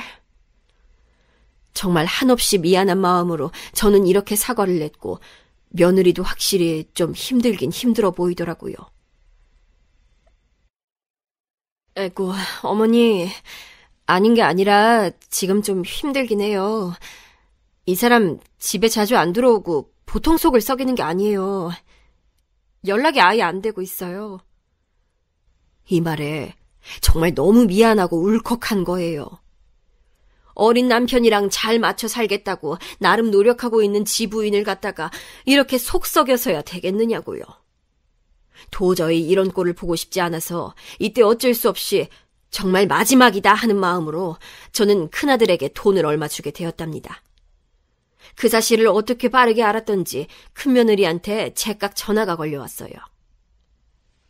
어머니, 상훈 씨한테 돈 보내주셨다면서요. 아, 참 왜 그러셨어요. 저 고생시킨다고 뭐라고 하셨다는데 설마 그게 이유는 아니시죠? 아들 녀석은 그냥 조용히 받고 말 것이지 가타부타 또 지 마누라한테 얘기를 다 했더군요. 예, 아니야. 그런 거 신경 쓰지 마. 이번이 정말 마지막이야. 난 이제 줄 돈도 없어. 이제 니들끼리 알아서들 잘 살아. 난 모른다, 응? 며느리 말이 틀린 게 아닌 것이 저는 진짜 볼 면목이 없더라고요. 솔직히 며느리는 우리 남편이 아플 때의 기간이 길지 않긴 했지만 그때 정말 지극정성으로 잘했어요. 매일같이 와서 반찬 챙기고 이때 자기도 난임으로 고생하고 있었으면서 버스를 타고 오갔다니까요. 큰아들이 우리한테 팅팅거리고 말도 안 듣고 그래도 그때마다 바로 옆에서 제법 나이 많은 누나답게 야단치고 했던 애예요. 솔직한 마음으로 며느리가 우리 아들한테 질려서 이혼하면 어쩌나 겁이 나기도 하더라고요. 물론 이게 전부였던 건 아니고 일단은 아들이 하도 애원을 하니 정말 마지막이다 하고서 그렇게 해준 거예요. 더 이상 해줄 생각이야 없었고요. 그런데 이렇게 지내고 있던 나날 중 저는 큰언니 집 옆 작은 아파트에 살고 있었거든요.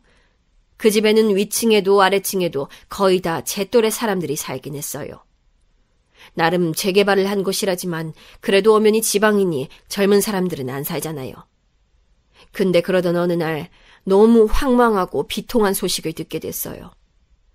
뉴스에서 많이 봤던 내용이지만 새삼 이런 일이 생길 게 뭔지 너무 속상하고 가슴 아프더라고요. 뭐라고? 4층, 그러니까 그 4층 할머니? 나보다 10살인가 많아 보이던 그 할머니 말이야? 어쩐지 안 보인다 했더니 세상에 무슨 일이래 이게 언니. 참 끔찍해라. 어떻게 살아 정말. 다른 게 아니고 글쎄 찾아오는 가족이 없어서 생긴 비통한 일이라고 해야 될까요? 언니 말로는 가끔 딸이랍시고 누가 오는 것 같긴 했다고 하더군요. 근데 아무튼 이 할머니가 밤새 심장마비인지 뭔지로 하늘나라에 가셨다고 하더군요. 그런데 도통 며칠이 지나도록 들여다보는 이가 없으니 그냥 고독사와 다름없는 결과가 나타나게 된 거예요. 저는 남편이 먼저 가고 난 다음에도 크게 걱정을 하지 않던 사람인데 이 얘기를 들으니까 감정이 마구 치닫는 느낌이더군요. 괜히 우울해지기도 하고 이상한 마음이 들기도 하고 말이에요. 이런 얘기를 다른 애들한테는 잘 못 꺼내놓고 큰며느리에게만 말을 했어요. 저도 참 이렇게 말을 한 자체가 애들한테는 같이 살자고 조르는 꼴인데 말이에요.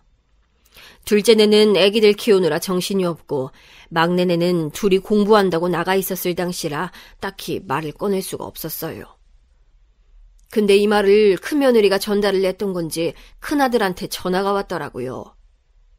엄마, 그러게 내가 같이 살자고 했을 때 왜 말을 안 들었어. 모신다고 했잖아.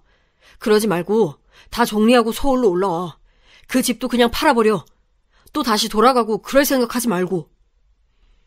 당시 아들 말을 들으니 저도 이 집은 남겨두고 새를 줄까 하다가 고민이 되더라고요. 아무래도 있으면 언젠가는 다시 돌아오고 싶은 생각이 들려나 하면서 도통 앞길이 예측이 잘 안 됐어요. 아무래도 한 건물에 살고 있는 사람에게, 그것도 얼굴을 마주쳤던 분에게 그런 일이 생겼다니 보통 마음이 뒤숭숭한 게 아니었거든요. 아무튼 일은 어찌어찌 진행이 되어 큰아들네 가게 되었고 둘째랑 막내한테도 그리 알렸어요. 애들은 어떻게 일이 그렇게 되었나 놀라워하면서도 협의가 되었으니 잘 됐다는 반응이더군요. 형이 엄마 오시라고 했어? 웬일이래? 형치고 대단하네. 난 엄마 우리 형 언제 철드나 했거든. 솔직히 말이야, 형 돈 별로 없는 것 같아. 내가 볼 때는 형수도 너무 안 됐고, 언제까지 저렇게 우리 형 뒤치다꺼리나 하셔야 하는지 너무 죄송하다니까. 형수님 치킨집에서도 알바하시고 배송 알바도 하고 엄청 바쁘시대. 이런 말은 우리끼리 하는 거지만 형이 제대로 돈을 안 갖다 주니까 형수님이 저렇게 꾸역꾸역 고생하시나 봐. 이런 얘기까지는 당사자들이 하지 않으면 들을 수 없는 얘기인데 듣고 나니 또다시 잠을 설치게 되더군요. 그래도 내가 이번에 가서 아들네 살게 되면 이래저래 살림을 합친다고 생각해서 얼마 줘야겠다 싶었어요. 며느리도 고생하고 있고 큰아들도 여지껏 살아온 일에 가장 큰 결심을 했으니 나름 그걸 칭찬해주는 의미에서 말이에요. 그래서 이 내용을 말했더니 큰아들도 꽤 놀라더라고요. 아니 엄마, 근데 진짜 괜찮은 거야? 엄마 딴엔 얼마 안 된다고 해도 2억이면 엄청 큰 돈인데 그렇게 무리해도 괜찮겠어? 사실 내가 엄마한테 말은 안 했는데 지금 상황이 안 좋아서 나도 밤에 대리 뛰고 바쁘기는 하거든. 지금 와이프랑도 썩 사이가 좋지 않아. 그래도 그 와중에 엄마가 너무 힘들어하는 것 같길래 모시기로 한 거야. 아휴, 이런 상황 안에 있었다는데 제가 괜시리 부담이 된 건 아닌지 신경이 쓰이기도 하고 이래저래 고민하면서 움직이게 되었답니다. 당장 아들네가 살고 있는 빌라에 제 돈까지 얹어서 대출을 좀 더 받으면 그래도 세 식구가 아주 조금은 더 넓혀서 있을 것 같은 생각이 들더라고요. 사실 큰아들한테는 우리가 얘 장가 보내면서 크게 신경을 못 써줬어요.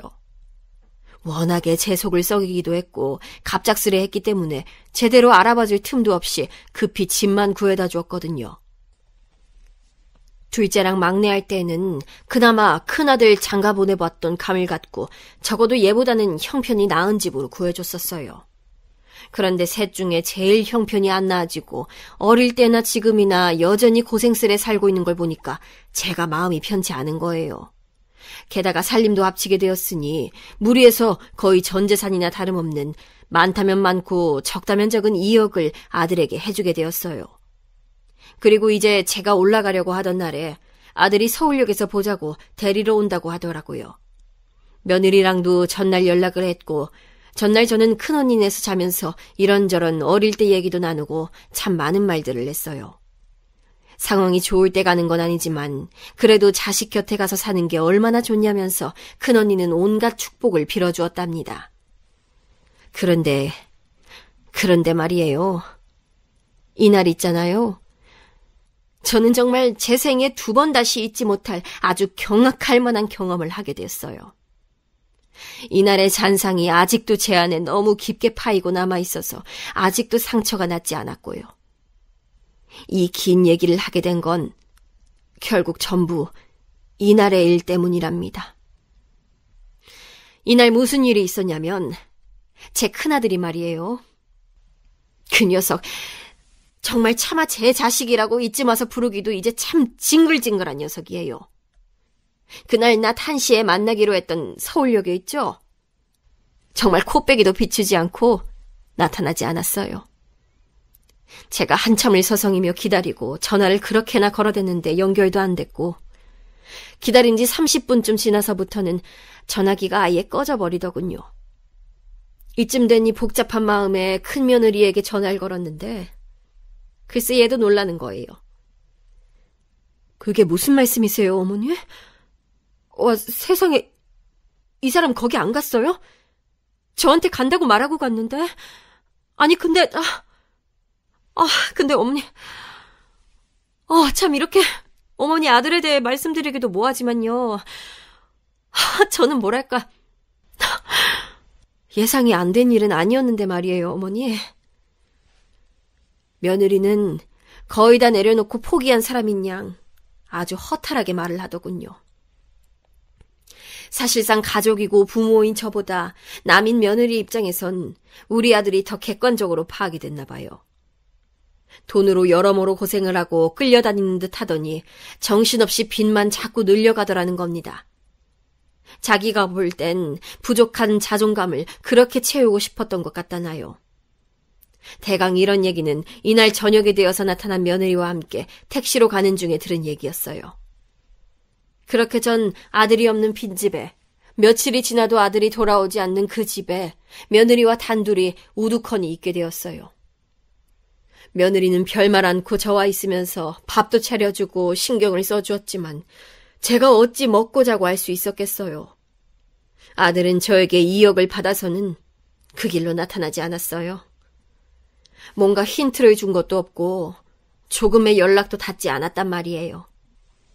며칠 밤을 눈물도 나오지 않은 상태로 밥도 못 먹고 지새우며 들었던 생각은 한동안 벗어난 듯 했던 그 악몽 같은 질문에 대해서였어요. 대체 어디서부터 뭐가 어떻게 잘못된 건가? 내가 뭘 어떻게 했길래 아들이 어려서도 커서도 이런 식으로 인생을 사는 건가? 게다가 가장 애쓰고 고생했던 내가 가장 크게 뒤통수를 얻어맞은가? 등등을 떠올리게 되더군요. 제가 거의 식음을 전폐하다시피 하니 도저히 안 되겠는지 며느리는 그때 다른 형제들과 지 동서들에게 알리기 시작했어요. 해외에 나가야 있는 막내야 그렇다 치고 둘째는 그렇게 성격 좋고 밝은 애가 벽을 주먹으로 쳐가면서 분노하더라고요. 하지만 남도 아니고 형제들끼리 이렇게 원한을 품고 있는 모양새는 저에게 조금도 반가울 리가 없었어요. 게다가 면목이 없는 것이 아무리 사정이 이랬다지만 둘째나 막내로서는 제가 지형에게 그만한 돈을 몰아줬다는 걸 알게 된 거 아니에요. 저에게 내색은 않지만 얘네 얼굴 보기 참 민망하고 미안하더라고요. 큰 며느리가 저한테 둘째도 만나보고 어쩌라고 하는데도 전 볼 낯이 없었어요. 그냥 가라고 해. 나 이렇게 방에 누워있을게.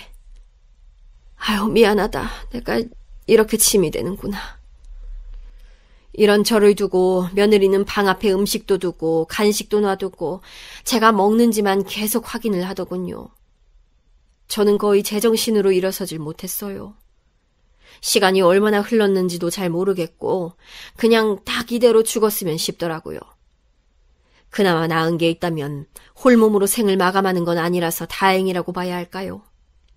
하지만 그건 또 그것대로 큰 며느리한테 피해가 되고 저렇게 나가버린 남편을 두고 시어머니를 모시고 있어야 하는 상황이 너무 미안하더라고요. 정말 전 이러지도 저러지도 못하고 있는데 어느 날 불쑥 큰 며느리가 노크를 하더니 평소 같지 않게 문을 그냥 벌컥 여는 거예요. 저 어머니, 저도 많이 생각해봤는데 드릴 말씀이 있어요. 저랑 말씀 좀 하실 수 있을까요? 얘가 왜 이러나 싶긴 했지만 저도 언제까지나 이럴 수도 없고 그냥 들어는 보자는 생각으로 그러자 했어요. 근데 며느리는 생각지도 못한 얘기를 하는 거예요. 다른 며느리들이랑도 상의를 좀 해봤다나요. 솔직히 저희 남편 얘기를 동서들한테 굳이 하기는 좀 그랬는데 저도 달리 방법이 없었거든요, 어머니. 이 부분은 죄송하게 생각해요. 그런데 어머니, 아무튼 저도 마찬가지고 서방님들도 동서들도 생각은 같아요. 어머니 일생 힘들게 사시면서 갖고 계시던 돈인데 이렇게 넘기기는 너무 억울하잖아요. 그래서 많이 고민해봤어요. 말이야 맞는 말이지만 이건 정말 어디까지나 제 흠이잖아요. 옴짝달싹 못하고 식은땀만 흘리며 수치스러워하는 저에게 참 민망스럽게도 큰 며느리는 이런 제안을 하더군요. 제가 일단 연락을 해볼게요. 그게 간간히 받기는 하더라고요. 아예 안 받고 그런 건 아니었어요. 이 사람 뭐가 어떻느니 해도 제 연락을 안 받을 수는 없을 거예요. 저한테도 얼마 빚이 있기도 하고. 아무튼 어머니, 일단요, 이렇게 해보세요. 큰며느리랑은 연락이 되었다는 것도 어이가 없고 희한할 판국에 빚까지 있다니 진짜 이 노릇을 어째야 하는지 살 소망이 없더라고요. 일단 넋이 나가 있는 상태로 며느리 얘기를 들었는데 나름 둘째네나 막내 며느리가 이러저러하게 팁을 주기는 했었다고 하더군요. 듣고 보니 저도 아주 솔깃하지 않은 얘기는 아니어서 얘네는 어쩌다가 이런 생각을 한 건지 신기하다 싶었어요. 저랑은 연락이 안 되는 건 아니니 제가 좀 구슬려 볼게요. 근데 대신 어머니가 조금 마음을 강하게 먹으셔야 해요. 저랑 동서들이 생각을 해보긴 했지만 어머니 본인께서 주관이 잡혀있지 않으시면 아마도 그 돈 찾기 힘드실 거예요. 저도 나름 각오를 하고 말씀드리는 거고요. 이렇게 말을 들으니까 저도 모르게 침이 꿀꺽 넘어가더라고요. 아니 뭐 안 될 게 뭐가 있겠어요. 지금 나는 거의 산송장이나 마찬가지인 상태로 이러고 있는데 말이에요. 제가 알겠다고 하니 며느리는 즉각 자기 계획을 말하더라고요. 지금 이 사람 거기 물린 돈이 한두 푼이 아니에요. 그거 어머니가 돈 주신다고 해결될 것도 아니고요. 그렇다고 그거 안 찾으실 것도 아니죠? 그러면 방법은 하나밖에 없어요. 어머니 그 돈 찾아오셔야 해요. 그러면서 꺼낸 말은 다시 생각해도 좀 놀라운 방법이었어요. 하지만 제가 이런 생각을 어쩌다 했다고 한들 저로서는 아들에게 통하지 않을 방법이더군요. 반드시 며느리가 있긴 해야 했어요. 제가 남편에게 뭐라 메시지를 남겨둘게요. 이런 말 좀 죄송하지만 아무튼요. 어머니께 재산이 좀 더 있었다고 말이에요. 그 2배로 아니 한 3배로 있으셨다고 대강 이렇게 말을 할게요. 제가 볼 때 그 사람 그 말 듣고 놀랄 거예요. 자기가 뭐 확인을 해보겠어요. 어쩌겠어요. 이쯤 되니 무슨 말을 하려고 하는지 알듯 말듯 하더군요. 며느리는 제 눈치를 보더니 다시 말을 이었고 결론부터 말하자면 이 방법은 제가 다시 돈을 대략적으로 거의 80%는 되찾는 데 성공하게 해주었답니다. 며느리가 말한 방법은 아들에게 돈이 좀 더 있는 척을 한 다음 줄 것처럼 굴라는 거예요. 그러면 저 사람도 솔깃할 거 아니에요. 그럼 제가 말을 하는 거죠. 어머니는 더 주실 생각이었는데 고작 이 엿 갖고 와서 사라져버린 당신 보고 너무 놀라서 화가 나셨다. 그러지 말고 그 돈 다시 갖고 와서 어머니에게 돌려드리고 허심탄회하게 사업에 보탤 돈 제대로 보태달라고 빌어봐라. 이렇게 말이에요. 이렇게까지 해야 되나 싶고 저도 어이가 없긴 한데 아무리 봐도 이건 아닌 것 같아요, 어머니. 정말 저 사람 저렇게 두면 안 돼요, 어머니. 한번 된통 당해보고 지도 저 빚쟁이들한테 시달리고 힘들어봐야 악쓰고 나올 거예요. 이 방법은 몇 번을 제가 머리 굴려 생각해봐도 그럴듯했어요. 그리고 실제로 받아들여질 수도 있겠다는 감도 들었고요. 이때 끝 말미에 큰며느리는 이것도 알아두시라면서 심호흡을 하고 말을 하더군요. 어머니, 죄송하지만 저도 여기까지가 최선인 것 같아요. 보다 정말 아닌 것 같고 그리고 어머니가 저에겐 없는 친정엄마처럼 잘해주고 챙겨주셔서 그런데 이렇게 고생하시는 걸 보니 너무 마음이 안 좋아서 이렇게까지 움직이게 됐어요. 그런데 어머니, 이해해 주세요. 죄송해요. 저는 이후에 이제 이 사람과는 다른 길을 가려고 해요. 마음에 안 드셔도 조금만 이해해 주세요. 큰며느리는 그렇게 말을 하면서 제 눈을 제대로 보지 못하더라고요. 떠듬떠듬 머쓱하게 건네는 그 말을 들으며 제가 뭔 말을 더 할 수 있겠어요. 그냥 알았다고, 그동안 너무 고생했고 미안하다고 어깨만 살짝 잡아줄 수밖에 없었어요. 이후로 벌어진 일들은 정말 며느리가 말했던 상황 그대로 마치 무슨 지도를 보고 걸어가듯 그대로 이어지더군요. 아들은 집으로 들어와서는 여전히 그 속 터지는 얼굴과 목소리로 발발 기며 빌어대는데 그 모습을 보며 제 안에서는 여러모로 피 섞인 울음이 끓어올랐어요. 모르겠네요. 이게 무슨 감정인지. 동정도 애증도 무엇도 아닌 뭔가 아들 자체보다는 제 자신에 대해 끌어오르는 혐오랄까. 어디에 이 방향을 맞춰야 할지 알 수가 없었어요. 일단은 그리하여 저는 몇백만 원을 제외하고 거의 2억을 다 돌려받게 되었답니다. 제 예상이나 큰며느리 예상이나 분명히 반 이상 썼을 텐데 저한테 더 큰 돈을 받아갈 셈으로 어찌어찌 또 어디서 빌려오지 않았겠어요. 하여간 저는 그렇게 아들 앞에서 별말을 하지 않고 그저 얼마 더 있는 척만 하면서 그 돈을 다시 돌려받았고요. 그 집에서 쿨쿨 자고 있는 아들을 두고 그대로 짐을 싸서 다시 큰언니네로 내려오게 되었답니다. 언니야 이런 사정을 전혀 모르고 있었고 그냥 제가 자기 보러 놀러 온 줄 알고 있던 차에 거의 1시간 가까이 통곡만 하는 제 모습을 보며 말을 잇지 못했어요.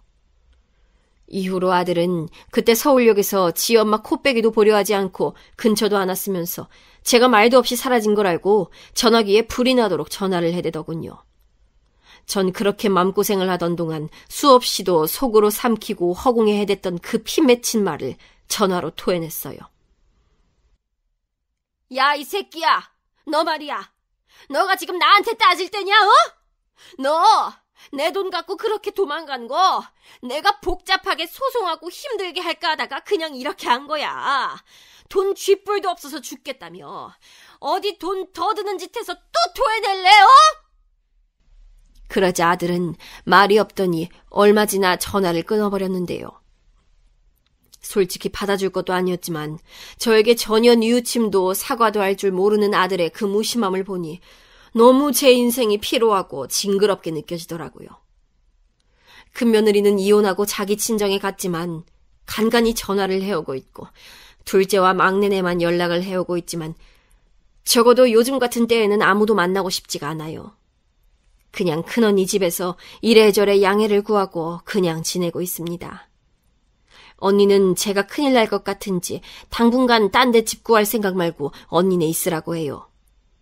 다 큰 조카들이 있는데 얘네들 보기도 창피하지만 가능한 한 너무 많은 생각은 안 하려고 해요. 사실 뭐가 그리 큰 소용이 있겠냐 싶지만 그나마 돈이라도 며느리들이 머리 맞대고 나름 생각해준 계획으로 찾았어요. 하지만 그뿐이에요. 그냥 돈이라도 제 근처에 남은 것뿐입니다. 인생이 너무 황망하고 구슬프게 느껴져서 마음을 추스르기가 힘드네요. 인생 한심하게 살았다고 저를 욕하셔도 할 말이 없어요. 그냥 그렇게 알고 살아가겠습니다.